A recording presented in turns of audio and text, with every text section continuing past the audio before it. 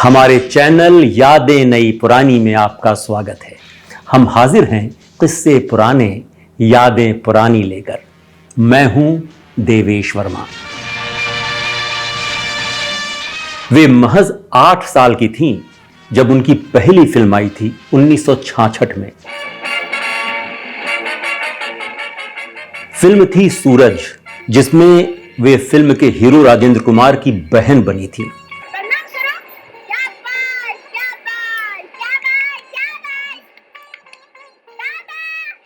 कोई नहीं जानता था कि यह बच्ची आखिर है कौन। क्या बात है गीता? बाबा, वो देखो प्रताप भैया। देखो बेटे, आज से वो प्रताप नहीं, सूरज है। सूरज। प्रताप भैया नहीं, सूरज। प्रताप भैया। मैं कहता हूँ वो सूरज है। कौन वो सूरज है या नहीं? कौन?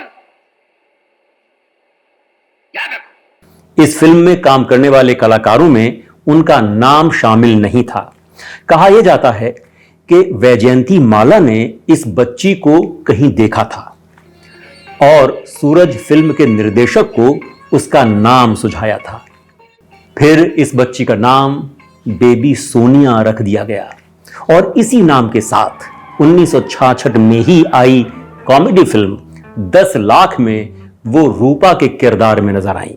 इसके बाद 1968 में बेबी सोनिया जिस फिल्म में आई वो अपने जमाने की चंद बहुत कामयाब फिल्मों में मानी जाती है। बच्चे मन के सच्चे। 1968 में आई इस फिल्म का नाम था दो कलियां, जिसने बॉक्स ऑफिस पर भारी सफलता दर्ज की थी। बच्चे मन के सच्चे सारे। इसमें मुख्य भूमिकाओं में थे विश्वजीत और माला सिन्हा, मगर नहीं, जैसा कि फिल्म के नाम दो कलियां से जाहिर है, असली मुख्य भूमिका तो इसमें बेबी सोनिया की ही थी, जिसने गंगा और जमुना नाम की 2 हमशक्ल बहनों का रोल निभाया था। हेलो, कौन है? मैं आपकी धोती, जल्दी से गंगा को बुलाओ। और बेटी रॉन्ग नंबर है, गंगा के लिए हरिद्वार टेलीफोन करो। अरे रे, भूल होगी। गंगा को नहीं, जमुना को बुलाओ। हेलो, कौन? जमुना? मैं हूँ। जमुना, माँ कितनी सुंदर है। तू सुंदरता को रो रही है, यहाँ घर जल रहा है। साहिर का लिखा और रवि का संगीतबद्ध किया मशहूर गीत बच्चे मन के सच्चे बेबी सोनिया पर ही फिल्माया गया था। बच्चे मन के सच्चे। यहां एक बात और बताने योग्य है, और वो ये कि अक्सर हम किसी के बचपन की तस्वीर देखकर उसकी युवावस्था की पहचान नहीं कर पाते, मगर बेबी सोनिया उन बहुत थोड़े लोगों में थीं जिनका चेहरा बचपन से लेकर जवानी तक, या कहें कि बुढ़ापे तक, एक ही चेहरा रहता है। चेहरे की सुंदरता में उठान और ढलान तो आएगी, पर चेहरा पहचानने में कोई कठिनाई नहीं होगी। फिर बेबी सोनिया कुछ और फिल्मों में बाल कलाकार के तौर पर आईं, और एक दिन बेबी सोनिया नहीं रही, वो हो गई नीतू सिंह, जिसका बचपन में नाम रखा गया था हरनीत कौर। खैर, बाकायदा हीरोइन के तौर पर नीतू सिंह की पहली फिल्म थी रिक्शावाला, जो 1973 में आई थी और जिसमें रणधीर कपूर उनके हीरो थे।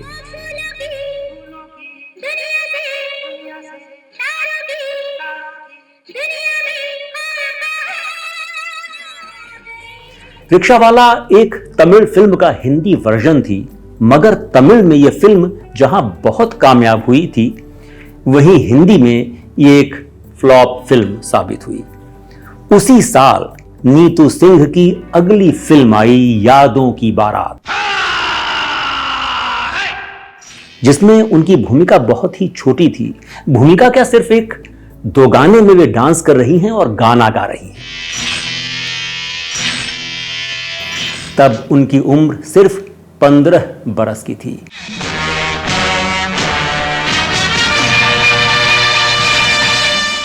इस निहायत ही खूबसूरत गाने में नीतू सिंह ने रोमांस और जिंदगी और जवानी और मस्ती के ऐसे रंग बिखेरे कि कितने ही जवान दिल फूलों से लहलहा उठे थे और कितने ही दिल कराह उठे थे।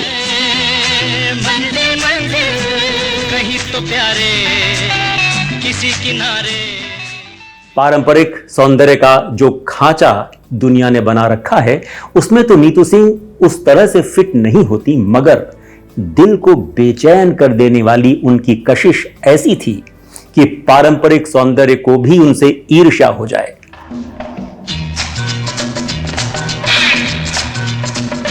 स्क्रीन पर नीतू सिंह बिल्कुल सहज और स्वाभाविक अंदाज में नजर आती थी। उन्होंने अपने दौर के कई बड़े अभिनेताओं के साथ फिल्में की।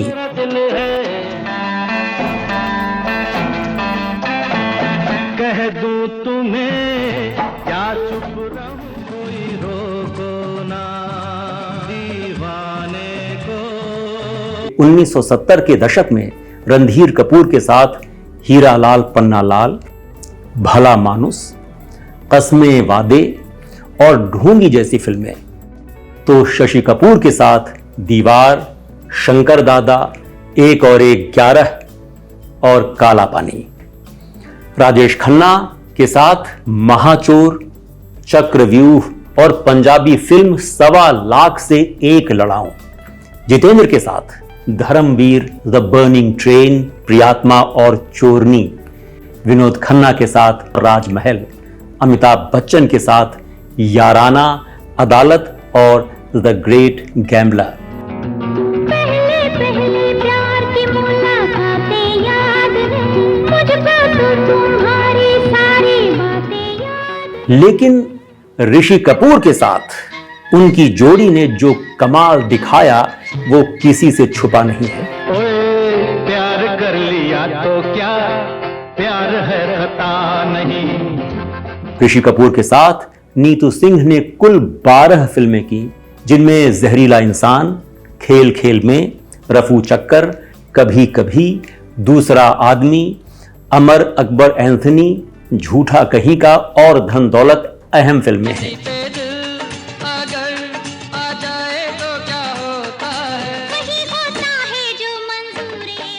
इन दोनों के बीच घनिष्ठ संबंधों की शुरुआत 1974 में फिल्म जहरीला इंसान की शूटिंग के दौरान हो गई थी।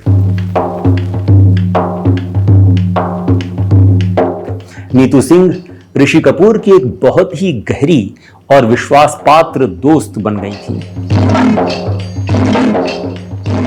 हद तो यह थी कि इस फिल्म के सेट पर ऋषि कपूर अपनी तत्कालीन गर्लफ्रेंड को लिखे जाने वाले प्रेम पत्र में अपने दिल के दर्द का बयान करने में नीतू सिंह की मदद लेते थे। और कुछ समय बाद ऋषि कपूर प्रमोद चक्रवर्ती की फिल्म बारूद की शूटिंग के सिलसिले में जब पेरिस गए, तब उन्हें वहां बहुत जोर का एहसास हुआ कि वो नीतू सिंह के कितने करीब हैं। उन्होंने वहां से टेलीग्राम भेजा जिस पर लिखा था, ये सिखणी बड़ी याद आती है। तेरे चेहरे से नजर नहीं हटती, नजारे हम क्या देखें। 5 साल तक नीतू सिंह के इश्क में गिरफ्तार रहने के बाद ऋषि कपूर ने 1979 में उनके सामने शादी का प्रस्ताव रखा और 1980 में बड़े धूम धड़के के साथ इन दोनों की शादी हो गई।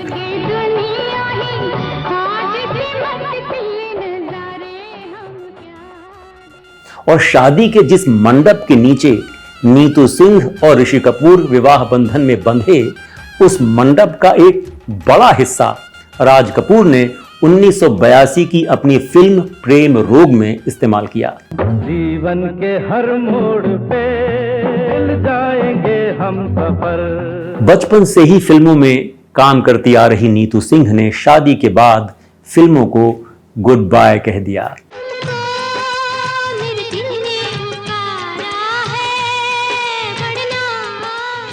एक बारगी विश्वास नहीं होता कि एक अच्छी खासी कामयाब और लोकप्रिय अभिनेत्री महज 21 बरस की उम्र में ही पर्दे की दुनिया से खुद को अलग कर लेगी। ऐसी दूसरी मिसाल जल्द नहीं मिलेगी।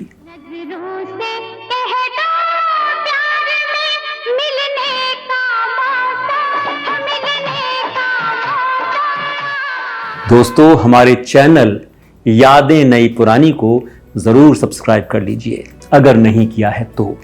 हम लेकर आते रहेंगे गुजरे जमाने के और भी दिलचस्प किस्से, दिलचस्प यादें।